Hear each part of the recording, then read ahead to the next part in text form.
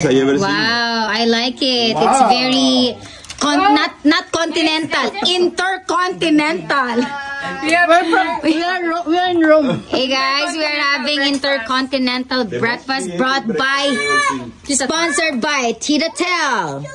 We have the chocolate, it's all sourdough bread, you know, and we have focaccia over there on the other table. There are fruits. Yes. The last time I had this in Sofitel and in Enderon. The last intercontinental breakfast. Yeah, this is our intercontinental breakfast for today. We have prosciutto here. Delicious. We have sunny side up eggs. Literally balsamic vinegar. Oh yeah, I can tell you're having fun, huh?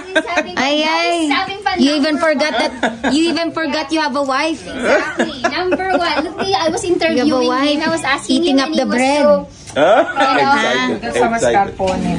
This is the most creative breakfast I ever had. Yeah, I like it. It's so social. Let me try. We should do this in a regular base. This is so good. There's also guys, the fresh burrata. Wow. We can open our house.